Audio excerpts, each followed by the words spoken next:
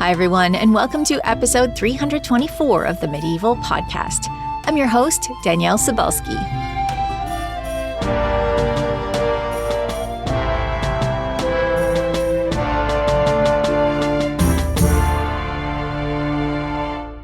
If you're going to be a writer, it's best to find yourself in a place where there's plenty to write about, and 15th-century Italy was definitely one of those places. For a young member of the powerful Alberti family, it was a perfect place to study everything from law to theology to architecture, and to write it all down to educate and to entertain. This week, I spoke with Dr. David Marsh about the life and times of Leon Battista Alberti. David is Professor Emeritus at Rutgers University and the author of many books, including the Quattrocento Dialogue, Studies on Alberti and Petrarch, and Giannozzo Manetti, The Life of a Florentine Humanist. His new book is his 2-volume revised translation of Alberti's Dinner Pieces, edited by Dr. Roberto Cardini. Our conversation on Alberti's life and writing in and around the great figures of 15th-century Italy is coming up right after this.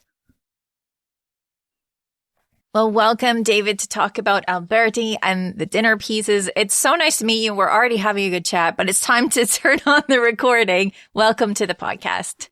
I'm very happy to be here. So when we're talking about this particular work, and we're talking about Alberti, tell us who he is and when he is, for the people who have never come across his work before. Okay, Leon Battista Alberti is often considered the most important universal man of the Renaissance. We have to try to include women, but at this point we'll talk about men. And he is the most important one in what's called the early Italian Renaissance, which we generally say is from 1400 to 1450. In the next generation, born in 1453, along comes a person called Leonardo. And he comes from a small town called Vinci, so we call him Leonardo da Vinci. Da Vinci is not his last name. Sorry, Dan Brown, but okay, we'll go with that. However, before da Vinci, there's Alberti, and Alberti does more amazing things than Leonardo, including he invents the category of what we would call the Renaissance man, because he wrote a little autobiography of himself, which survived. It's written in the third person, so it said Alberti did this and Alberti did that. He was this and that. He could do anything he wanted. He could throw a coin and hit the ceiling of the cathedral. He could jump over a horse, standing with his feet together, just jumping from like that. He threw the javelin. He overcame his dislike of garlic by forcing himself to eat this stuff. And he dabbled in the arts, and he gave musicians advice they could profit from. And he learned a lot about architecture, which then he became very important for. He's got several monuments in Florence. If you go to Florence, you'll see churches by Alberti. You'll see the facade of Santa Maria Novella. He wrote this autobiography in the third person, talking about himself. He did that, he did that. So for centuries, people thought, oh, this is by a friend of Alberti. And it's so easy for people to make one mistake, and everyone follows the mistake. And finally, someone said, wait a minute.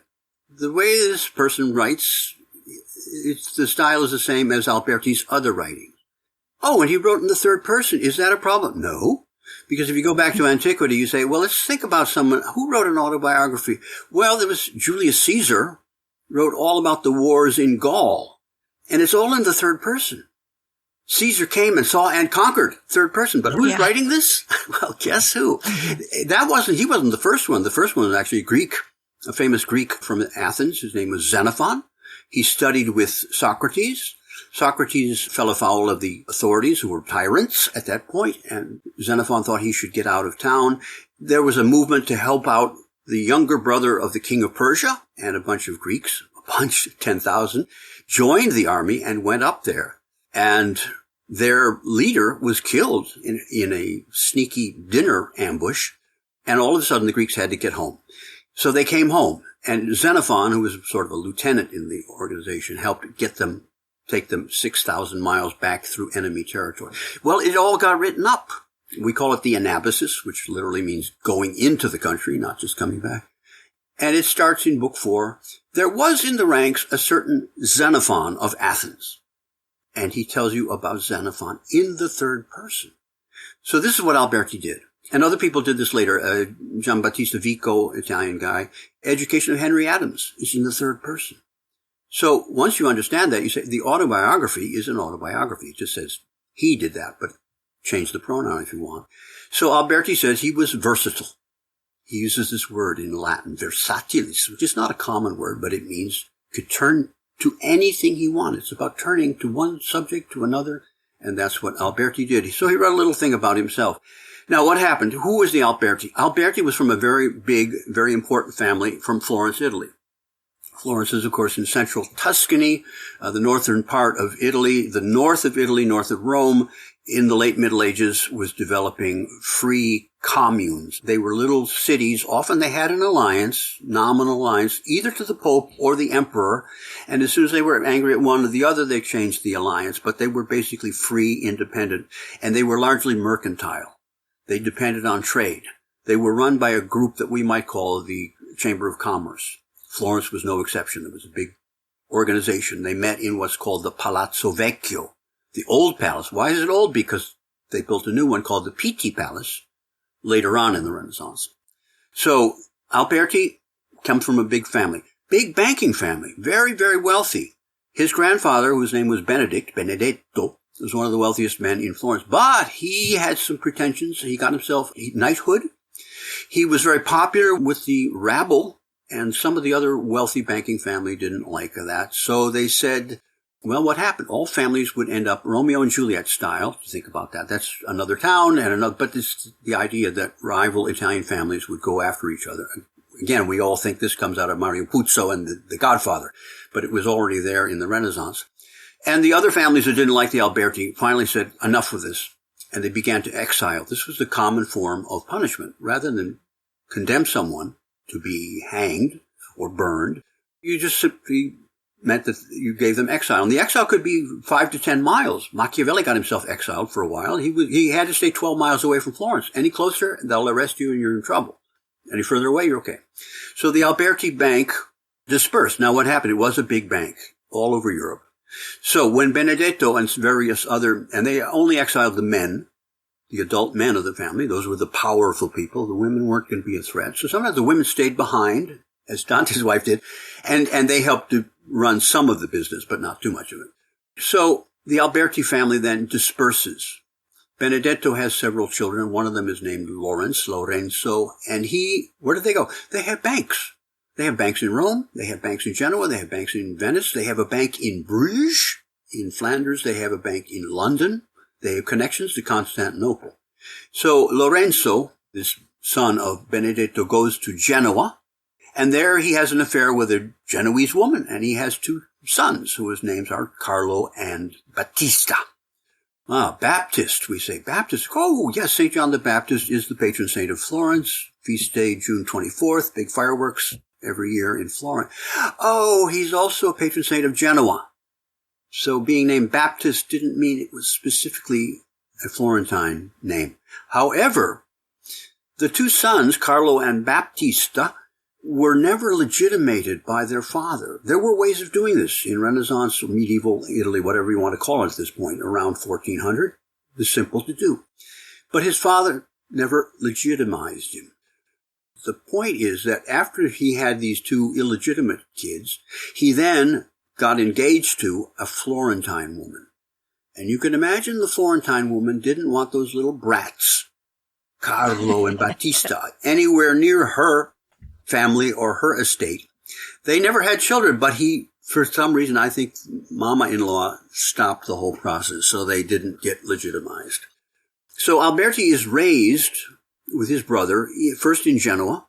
Then he's sent off to school in Padua near Venice, where there's a very good Latin school. And Latin is the key language of instruction. Until the 18th century, Latin was the basic language of medicine, science, and law. And if you didn't speak Latin, at least in a kind of broken way, you couldn't do it. You couldn't read the books. You couldn't write the books. This is what people did. So Alberti grows up learning Latin. He speaks Italian. But what kind of Italian? Maybe he learns Tuscan from his dad, but maybe he learned some Genoese things. Maybe he had a slight Venetian accent. Who knows? It's not until the 1420s this is now 40 years after Benedetto was exiled, that the city of Florence finally revokes the exile, and the people of the Alberti family can now come back. And so they begin to come back and set up. They never really get back to their position. They never get to the important height of banking power that they had, largely because when they come back in the 1420s, this rival bank, the Medici Bank, the bank that works with the Pope, is establishing its power. And its power is now going to be transferred behind the scenes into making sure that only Medici candidates get put into office, get elected, are even considered for election. And the whole thing is controlled by the grand old man of the family, whose name is Cosimo. And Cosimo de' Medici is going to rule in Florence from 1434 to 1464 when he dies. For 30 years, he's going to be in control.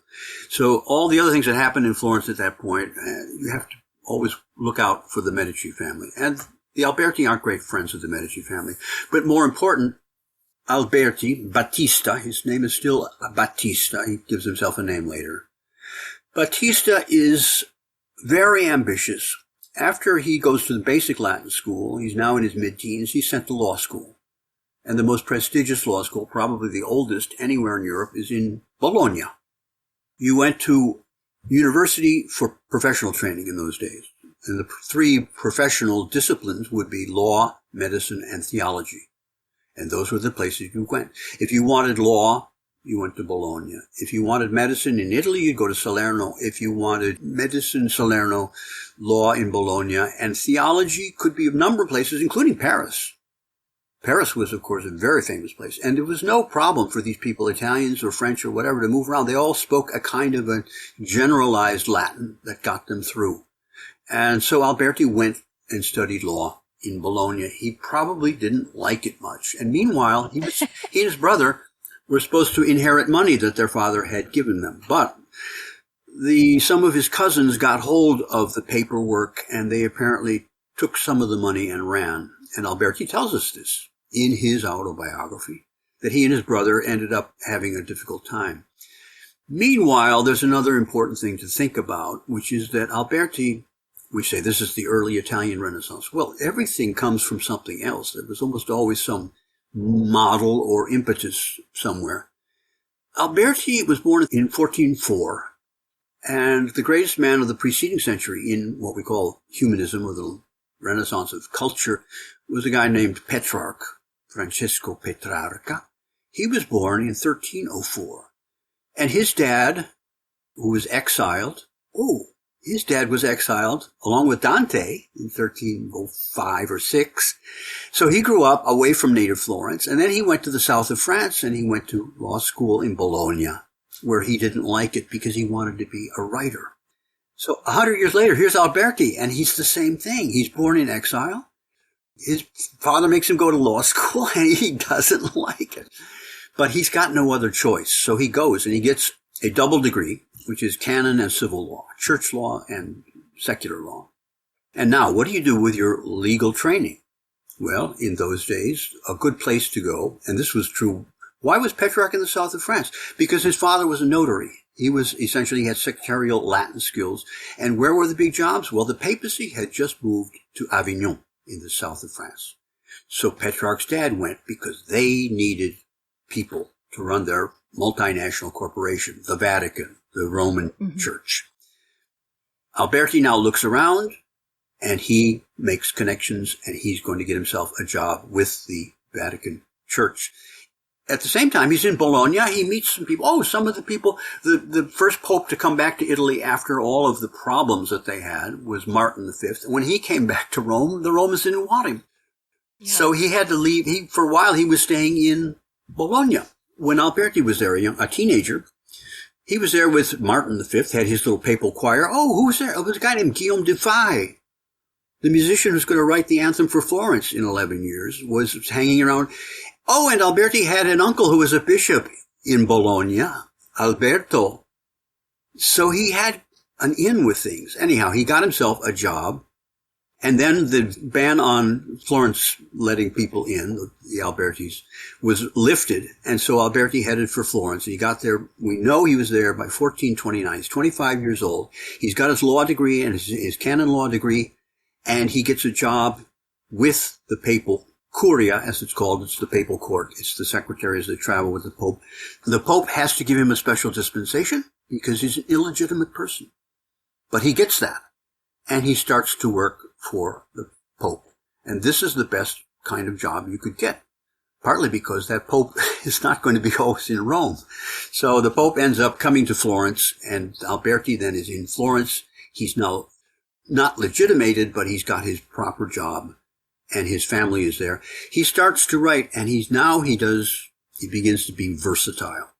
He's not only interested in writing in Latin, which is the language of polite letters, and he writes brilliant Latin things. This is when we get to the dinner pieces. Most of them are in Latin, but he translated some into Italian. People who don't know about Italy don't know that it's a very fragmented place. And so when Italian, the national language, was coming out, everybody had a different dialect.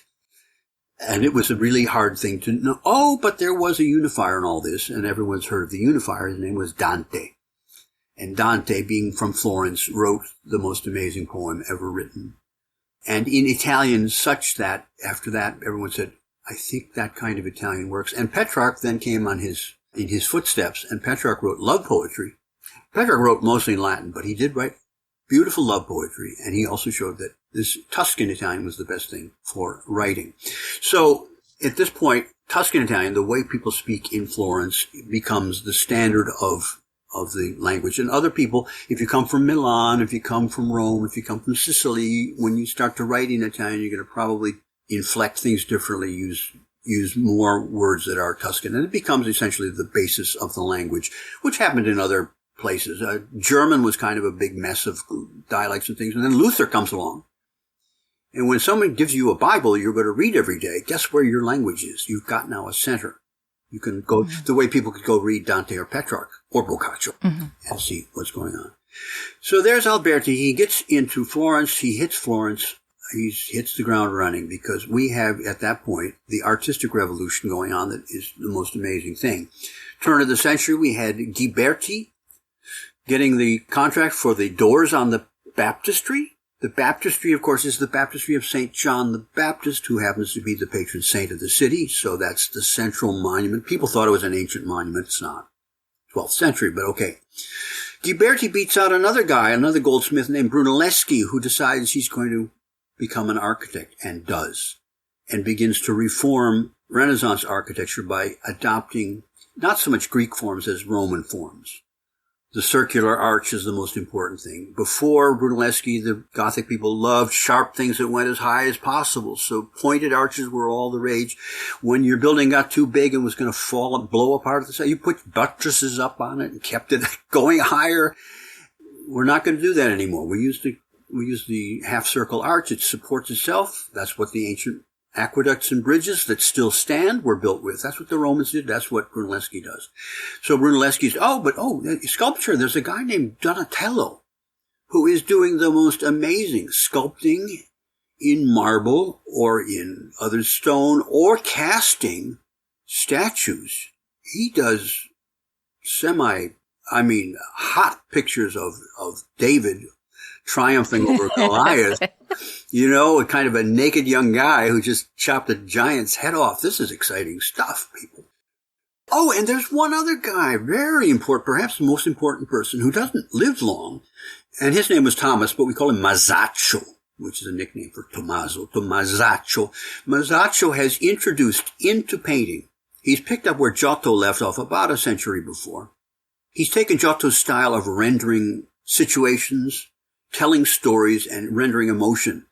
But he now realizes you want to have depth. Giotto does mostly frescoes, hardly anything on canvas or panel. Masaccio does a little bit more of that, but he's also doing frescoes, but he wants the frescoes to have depth. And so he begins to develop this system we call perspective, or we call vanishing point perspective, in which everything in the frame, you're quite literally thinking of your picture or your surface as a frame, as a mesh, a gauze that's been laid over viewing a scene, and you've plotted that scene from where you stand, and you set the point level with the eye of the beholder, and you work out from that. So you have a horizon, things above it and below it.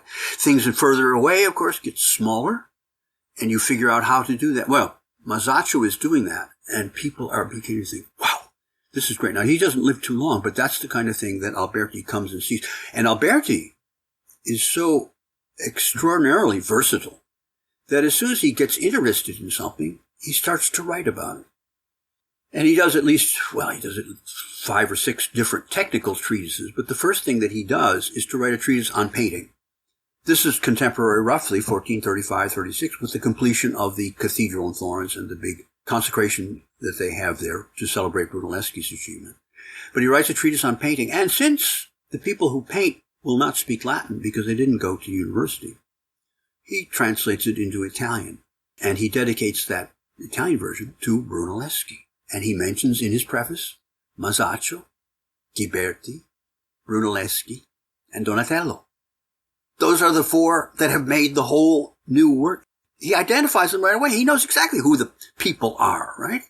Mm-hmm. So he does that, and that's a very big thing. A little while later, he starts writing things in Italian, and he realizes, when I write Italian, I don't feel as if I sound like a Tuscan, like a Florentine. So he gets some people from Florence, native speakers, and they help him. They say, well, here, you've got this word. Well, no, we wouldn't use that word, or we'd use a different way of saying it. And this goes on in Italian literature until the 1800s, when Manzoni tries to write a big novel. But he's from Milan. He has to get people to help him figure out, oh, no, we don't talk that way. In Florence, we don't say things that you people say in Milan. But Alberti's doing that, and some people, apparently, he wrote a whole series of books, dialogues, in 4 books, on the family, which celebrate his family. Except that most of his family, when they were coming back, would go back into banking, and they didn't want to read this stuff. They didn't care about somebody trying to sound like ancient Romans, having his family discussion about how do you educate your children. So they weren't too interested. But some other people said, you're wasting your time with that language. Latin is the only eternal language. Latin has a thing called the grammar, and in fact, in the Middle Ages, when you said grammatica, which meant grammar, it often just meant Latin, because Latin was a language with the rules all set forth. The vocabulary was pretty much set forth. And Alberti says, oh, okay. If all we need to make Italian a language is vocabulary, or rather a grammar, I'll do it. And so he wrote the first grammar of Italian. And he explains how the sounds go. He explains how you write the letters. Then he explains the various tenses. He explains all kinds of things about the language. And he even gives us tenses like the optative mood. Oh, would that God had punished. Doesn't exist in Italian, but it's a Latin idea. So he even puts that in, that you can have one of these, oh, if only. And that's a mood called optative in class. But he says there. And so now Italian has a grammar. Therefore, now Italian is a real language. And he also says, we can do things in Italian that people did. What did the Romans do? The Romans went around speaking Latin, so they wrote in Latin. We go around speaking Italian, let's write in Italian. And he holds a contest in the cathedral after the consecration, a poetry contest in which he submits a thing. For example, he submits a poem with no rhyme. It's written in hexameters, which is a classical way of doing things that the Greeks and Romans perfected. And now he says, we can do that in Italian. And again, in the 19th century, Italian poets like Carducci said, let's do that.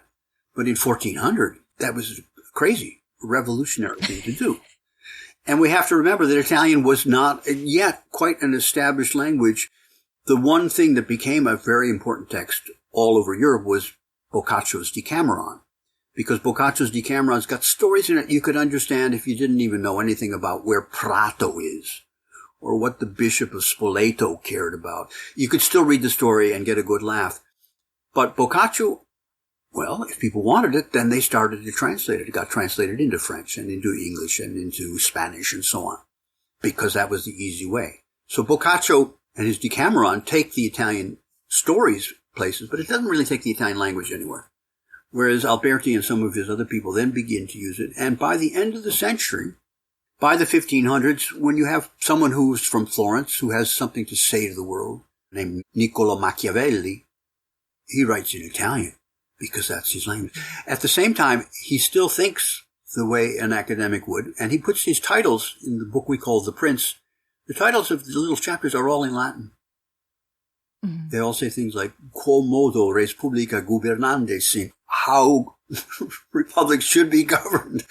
Mm-hmm. Just because that was the way you took notes. You went to a class, you took notes in Latin. So he uses that a little bit. Okay, he's there now. Alberti is there.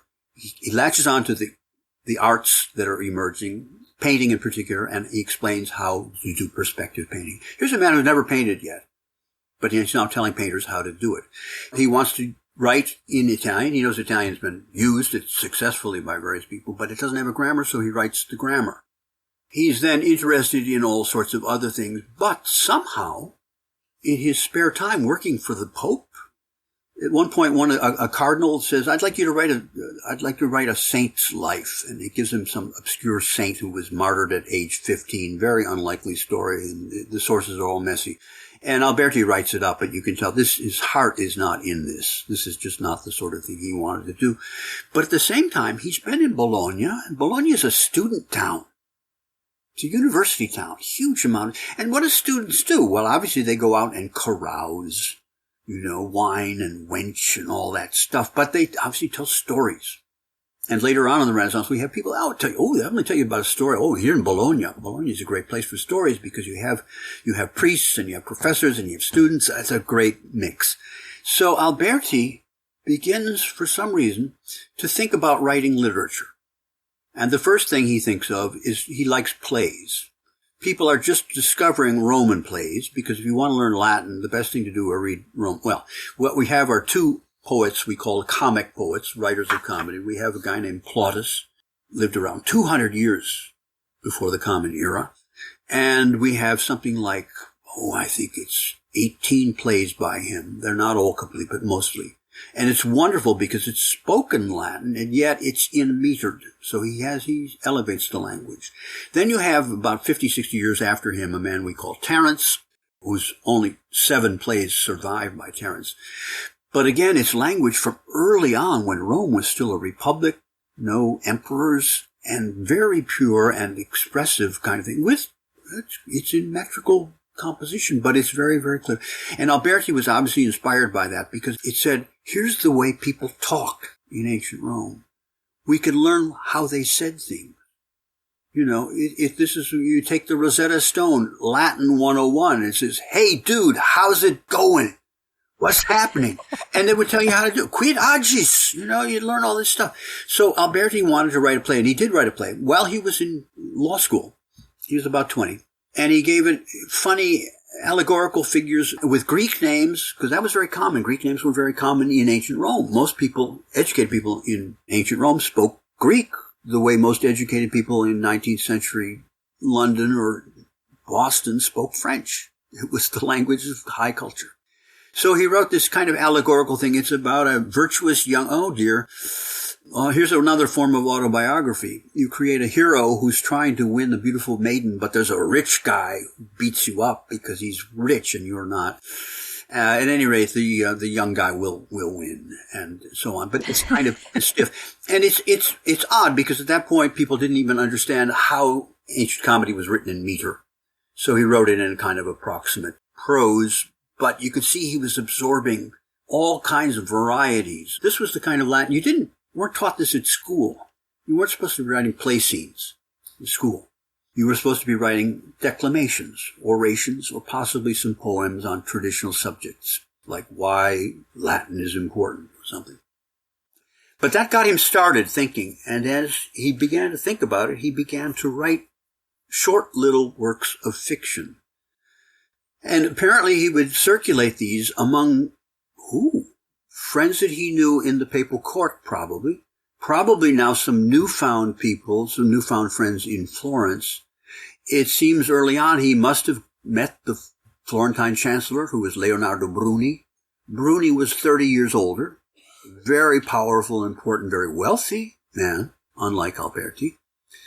And he had translated all kinds of important Greek texts. He translated the most important things by Plato and Aristotle. And he wrote a history of Florence, which got him a permanent tax exemption, a financial break.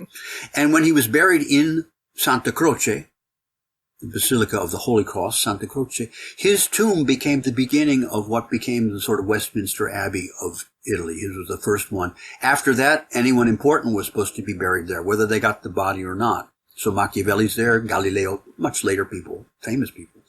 But the first big monument, and it was to Bruni with Latin on it, and with an effigy of Bruni lying there with a laurel wreath on his head like a poet, and he's clutching to his bosom a large bound volume, manuscript though, not printed, manuscript, no printing yet, which was his History of Florence. So this is a monument to him, but a monument to him as the historian of Florence. So he's a very important person. And along comes Alberti, who's genetically a Florentine, but culturally maybe not so much. And apparently Alberti didn't receive a great welcome from a lot of his members of his family, and apparently did not receive a great welcome from Leonardo Bruni, but he still thought, and he says around 1440, he's been in Florence now for only a dozen years at most, I began to collect my little dinner pieces into books so that people could more easily read them. Now he invents a word, intercenalis, which means during dinner. Someone thought it meant between dinners. No, it doesn't mean. A cena is a dinner, but intercena means during the dinner. And the idea was there's something entertaining as people are, we all sit down at a banquet and we can have music, we might have dancing, we might have something, we might have someone read. If you're in a convent, you might hear someone just be reading scripture to you. That happens. That happened to me. For a reason I'll explain, I hope, in a minute. So he started collecting these things and he began to put them together, and we don't know what happened. And then by 1443 or 4, the Pope finally went back to Rome. Things had cooled off. The Pope was not welcome in Rome. The first two popes to go back to Rome were not welcome there. He finally went back there, and Alberti more or less lost his contact with Florence. But it's before he does that then he dedicates various books. And we think that eventually we have a book 7, 8, 9, 10, 11. And we have books 1, 2, 3, 4. And we don't know where 5 and 6 are, and we don't know which got renumbered, and we have books we have a very long dialogue that we don't know where it would have gone and what happened. So he never came out with a definitive form. Again, this is pre-printing. Printing is invented in Germany around 1450. That is Gutenberg. The whole thing gets to Italy in 1465. A couple of Germans come down with the equipment, with the printing press, and set up shop outside Rome and begin to print. But Alberti hears about this and mentions it in a late work about composing codes, but he's not there to say, I've got to get in on this and start publishing. So he's pre-printing like most of these other people. We need things to be copied. At any rate, he collects this and that, and what we have now is kind of a mix.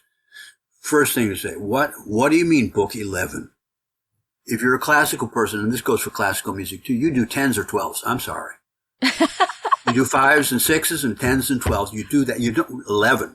Well, there's a precedent. There's a very famous, it's the only so-called Roman novel to survive from antiquity. It's by Apuleius. It's called The Golden Ass, about a guy who turns into a donkey. It's in 11 books. And Alberti knows this guy and likes him, so maybe he thought that was good. Where 5 and 6 went, we don't know. But we have all these things. And then what Alberti does is take some of these things, his books, and put them together. Let's say 8 or 10 of them. Not 5 or 6, not quite the classical number. The first book is dedicated to a physician who's also kind of a scientist, because in those days you knew about the natural world, physics, as well as the physical world of medicine. And so book 1 is to him, and it's a very friendly thing. Book 2 is to Leonardo Bruni. And he gets a little dagger out there, and he sticks Bruni a couple times, because Bruni is a very important, very wealthy man. And Alberti basically says, we can't all be as eloquent and have the wealth of your eloquence, all that wealth. And all the pieces in book 2 are about wealth. And the last one in book 2 is a tribute to his grandfather, Benedetto, who died. He'd been exiled. He went on a pilgrimage to the Holy Land. He was coming back. He's on the island of Rhodes in Greece. And he dies. And as he's dying, he gives a testament to his children and says that all my wealth is not important. What is really important is your personal worth. And he gives a sort of stoic speech. And he comes out as a great hero. Okay, that's Benedetto Alberti. Let's go back to Mr. Leonardo Bruni, dedicatee of the second book. He wrote the History of Florence. And of course he talked about the Alberti getting themselves kicked out in book 9. And he's talking about a time of sedition, tumult and uprising, and Benedict of the Alberti family was one of the worst, who was so egregiously seditious and revolutionary that he had to be driven out of the Republic. Here comes Alberti, says, I think you might like to read this, Leonardo. This talks about my grandfather, whom you so much admire. And he didn't, of course. At any rate, so the wonderful thing with Alberti, he's an outsider. He's illegitimate. He's not happy. He also must have been unhappy in love because he's mostly misogynistic. This is a terrible thing. Full disclosure, he's not kind to women, mostly. I think a lot of it is following commonplaces of the literary tradition, but it's not really to his credit for someone as inventive and as intelligent as he was to take a dim view of women. But at any rate, another book 4 is dedicated to a friend who's also his papal secretary, Poggio, and there is a little less tension about things than there is with Leonardo. But you go through the whole collection, and again, it survived. It was very hard to find. By 1500, there was a priest in Florence who admired Alberti, who had died 30 years before and had left Florence, basically never to return. But he tried to collect things. He tried to find these pieces. He knew they were out there. He could hardly assemble them to publish them because he was putting together Latin works by Alberti. He couldn't find these things. Then we knew there were certain bits and pieces. Finally, a manuscript showed up in Oxford. It had been collected by a guy in Bologna, and it had been written after Alberti's death by only 10 years. And that's a famous Oxford manuscript, which is a big, fat thing. And it had all kinds of works by Alberti, not just these dinner pieces, but it was the main source. So in 1890, a scholar published an edition with this book. Big problem. The guy who read it was the Oxford, guess what? The head of the Bodleian Library, named George Parker, was not really good with reading Italian manuscripts. And it's a pretty good manuscript, but it's kind of old-fashioned, what's called notarial script. And George Parker made a whole bunch of mistakes. And then the Italian guy corrected it sight unseen and added more mistakes. So it got worse. And so when this came out in 1890, it was a pretty bumpy text, and you didn't know whether Alberti was incompetent or just sloppy, or mostly his editors were. Okay, that was sort of in 1890. That was what people knew about Alberti's dispersed collection. Until in 1964, there's a monastery, or a convent in Pistoia, which is only 45 minutes away from Florence. It's a Dominican convent. And there was a Dominican monk there named Salvatore Camporeale, whom I got to meet later in Florence, a very good friend, who was an interestingly Marxist Dominican. And he was living in this convent, and he came across a thing in the convent library that was a printed book, but with a manuscript piece stitched into it. And so he unfolded the manuscript and started looking at it and thought, oh, this looks like a Renaissance thing. He was writing a thesis at that point with a guy named Garin, G-A-R-I-N, who was the top Renaissance scholar in Italy at that point, teaching in Pisa. And he took it to Garin, and Garin said, oh my God. It's Alberti's Intercenales, a new copy with new texts. So Garin transcribed it and published it right away, and everyone began to go crazy. Because now we found out that something that Ariosto does in his Orlando Furioso comes out of Alberti. There's something in a painting by Dosso Dossi, Jupiter painting butterflies? What? That's from Alberti. All these new things came out of Alberti. So in 1964, we got a new second dose. It almost doubled the amount of these pieces. And it gave us a different numbering for some of the pieces.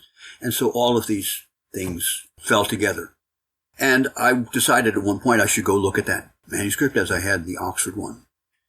So I got up one morning and went down and got on a train. It was very quiet. And I got to Pistoia, and I thought, oh, it's 7 in the morning, and maybe get a coffee, and make up breakfast. And everything was closed. So I trudged up, and I asked, okay, the convent, okay, San Domenico, it's up there. Okay, I get there, I ring the bell, and I explain I'm a young American scholar, and I wanted to look at this manuscript. And they said, oh, come in, come in. They said, would you like a coffee? I said, yeah, I can't find it. They said, oh, it's a national strike today. I thought, oops. National strike, nothing works but the railroad. So I took a train to Pistoia, not knowing that the only thing that worked in Italy that day was the train to Pistoia. So the monks came in and they brought me a coffee and they showed me the manuscript.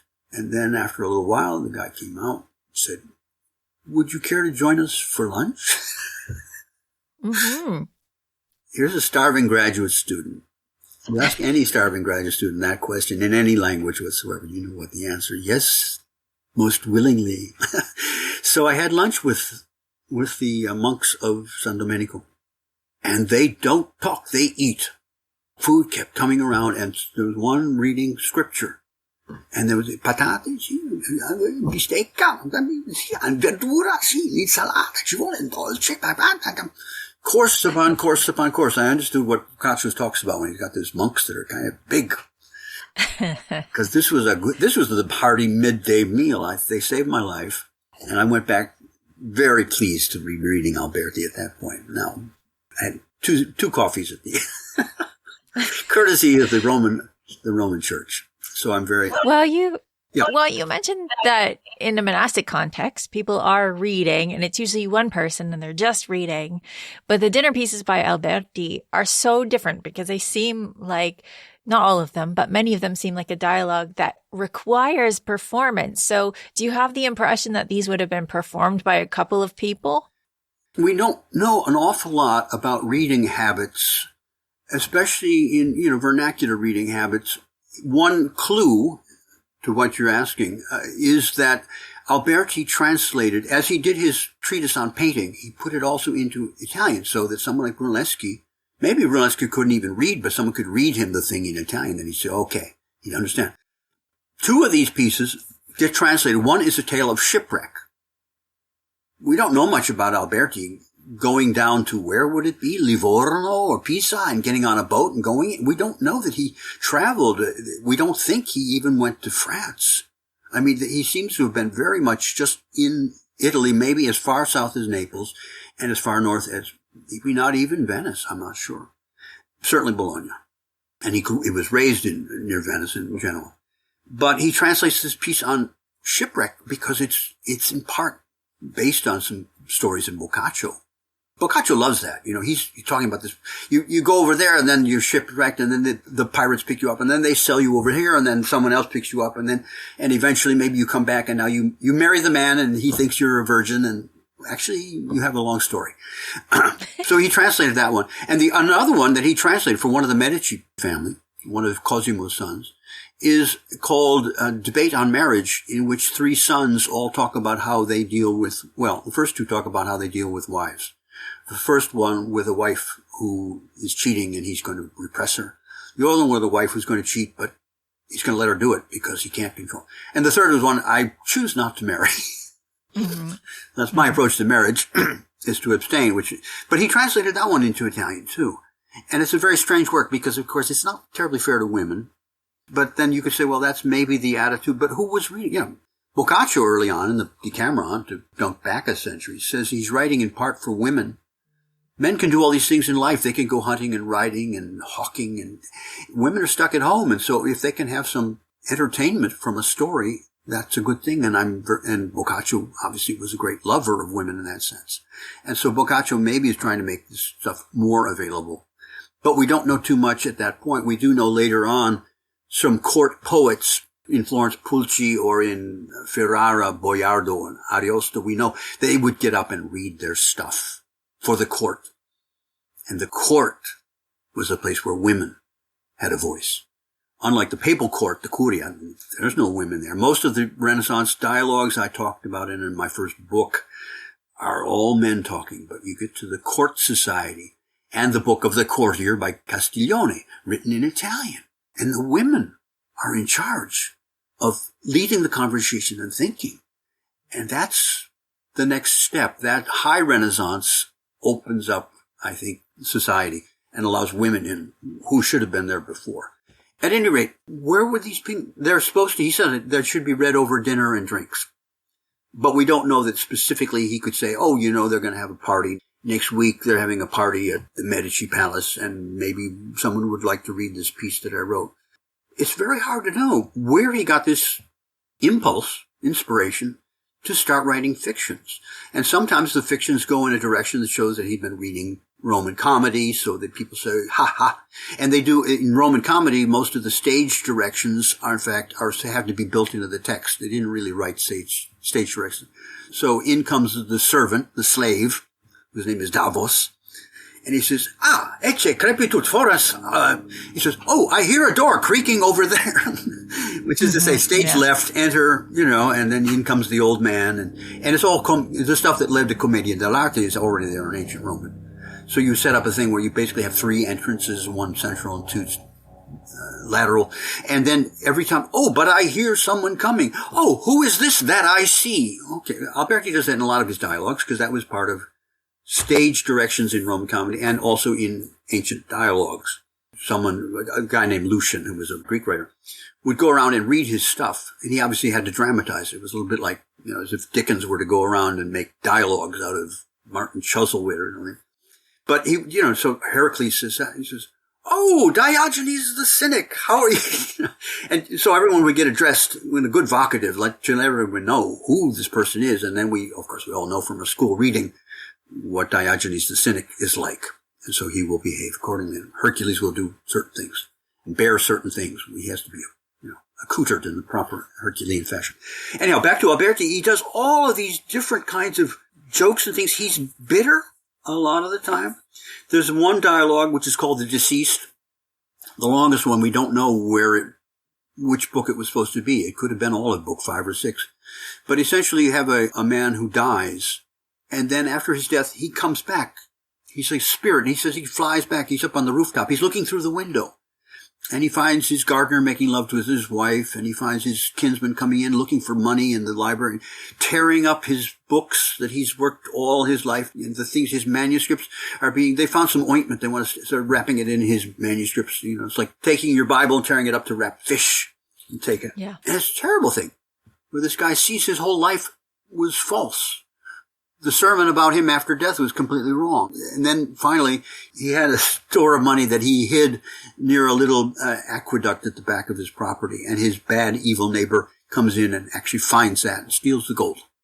The pot of gold is stolen. So that's a kind of a comic trait, but it's very bitter. And Alberti is constantly, the problem everyone had was this. We all want to think cliches. And the word Renaissance or Renaissance, which usually, even with the French spelling, the English give it that pronunciation. We say, Alberti, he's versatile, so he's the Renaissance man. But we all know that the Renaissance man has to be optimistic and believe he can triumph. No, we don't. The Renaissance man was too smart for that. The Renaissance man knew how bad the world could be. He knew how bad things could be in his own life where he had great talents and they would not be recognized. So Renaissance man means Renaissance pessimist as much as it means optimist. And Alberti is constantly balancing these two things because he went on, after he'd returned to Rome, he went on to do 2 very large projects in Latin. He did a number of dialogues, mostly. He stopped really writing Italian things after he was out of Florence. I think in part he couldn't ask his friend Lorenzo, hey, how would we say it that way? But when he got to Rome, he did 2 big projects. One was what we would call a novel called Momus, who is the classical god of mockery. And it's all about Jupiter trying to remake the world and everything falling apart, things just crazy things. The gods get scared and they all pretend to be themselves in a theater. They pretend to be statues, and some old drunk comes in and pisses on 2 of them. Life is like that. If they don't know you're Jupiter, they don't respect you. So that's a very strange thing. And that might have disappeared, but suddenly it cropped up. And 2 separate publishers published it in Rome in 1520, so a century after, or 50 years after Alberti's death. But the more important thing that had started with that treatise on painting came to the greatest fruition when Alberti wrote about architecture. Because everywhere he went in Italy, he looked at Roman architecture. And I've traveled a lot, and when you see a Roman aqueduct or a bridge, or you can go to Spain or the south of France, and you see the traffic is still going over this bridge 2,000 years later, you know that arch works, that the Romans knew how to build things. They had incredible things. And Alberti studied and collected, and he not only collected experiences and probably did take measurements. He tells about proportions of a door, a Roman door. But he also collected things that he could get from classical literature, and classical literature is now opening up. To Petrarch, 100 years before him, everything was in Latin. We didn't do Greek. Now we know Greek, and Alberti knows a lot of Greek, and if he doesn't, he's got friends who know Greek. We have people, Greeks, who have come to Italy. 1453 is the doomsday of Constantinople. That's when the Turks, on May 29th, take over Constantinople, which is now Istanbul. That's the modern name. They have superior artillery, and they can blow a hole in a 10-foot wall, and they can take over. The Greeks did not wait till May 28th, 1453, to pack their bags. They knew for about 40 or 50 years that this was probably going to happen, and they hoped someone would come and get them.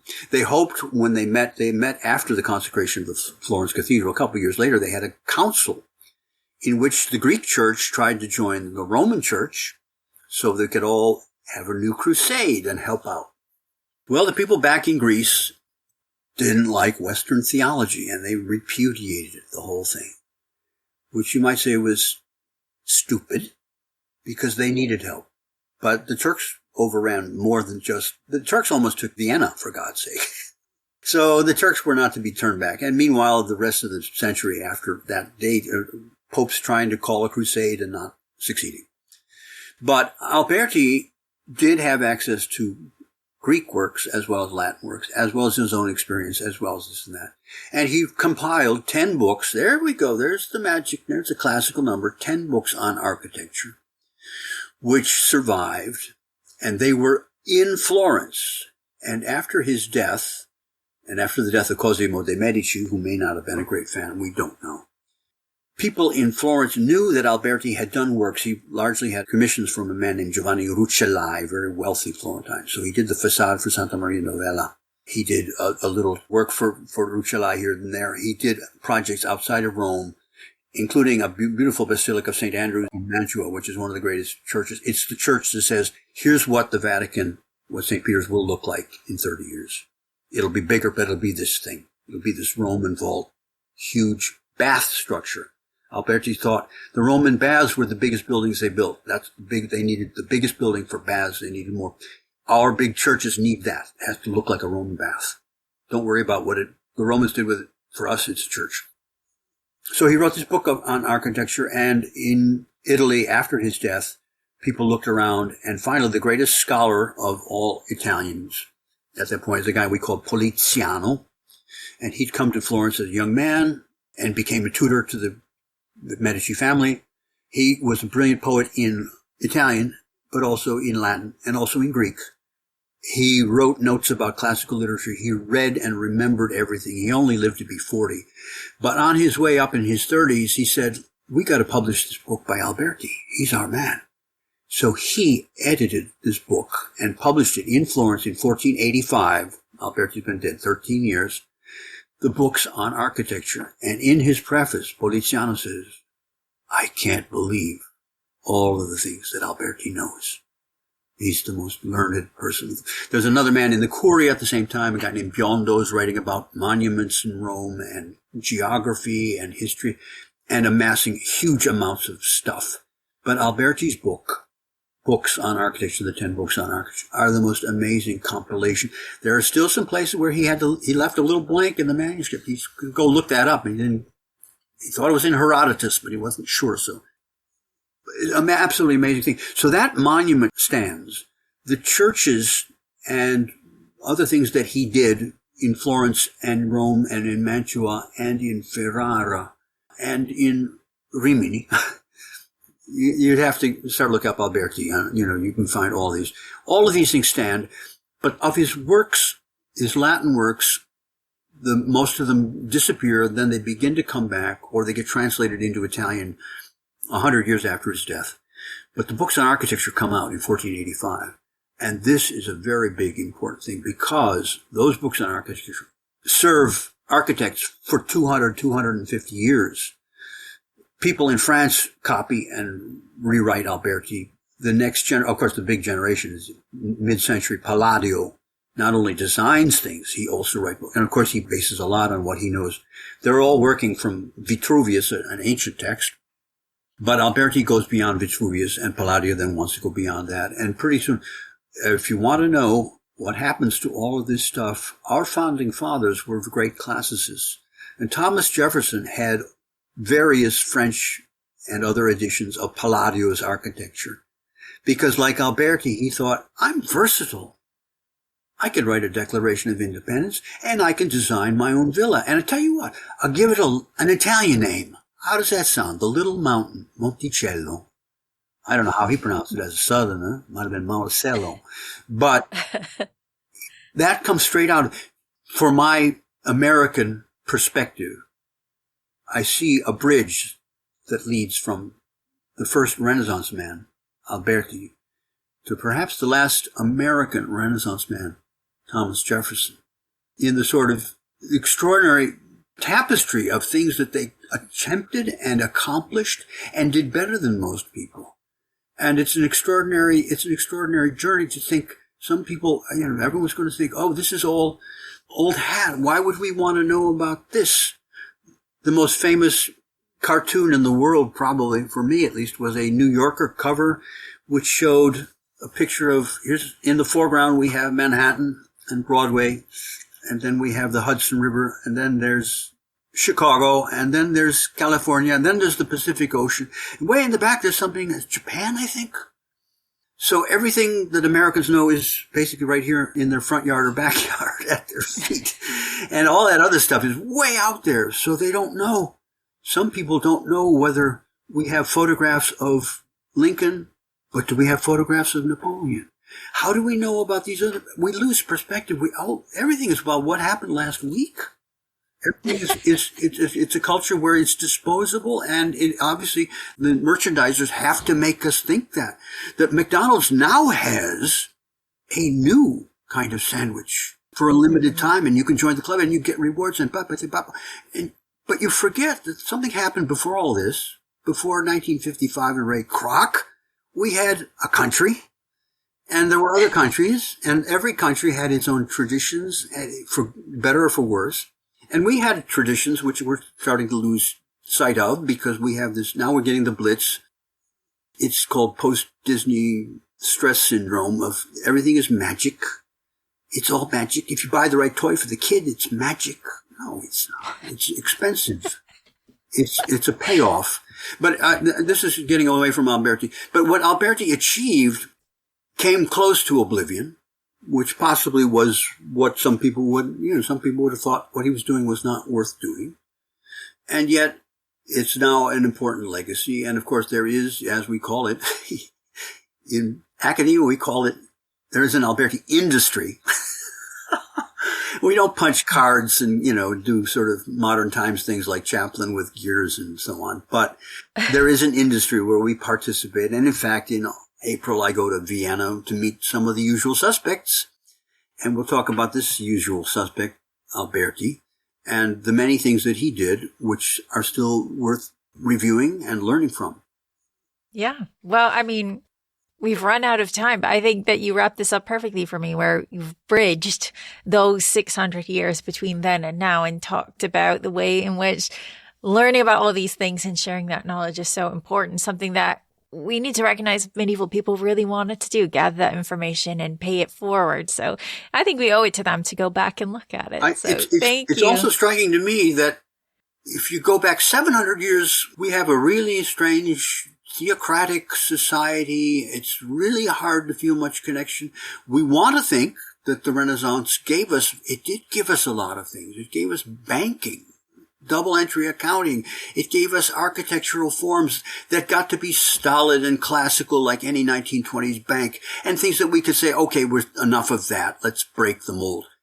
But it still gave us an opportunity to explore things the way Alberti explored things, starting in a sense from scratch, but using our own capabilities, our own native gifts, and to come up with new creations, to be creative about things.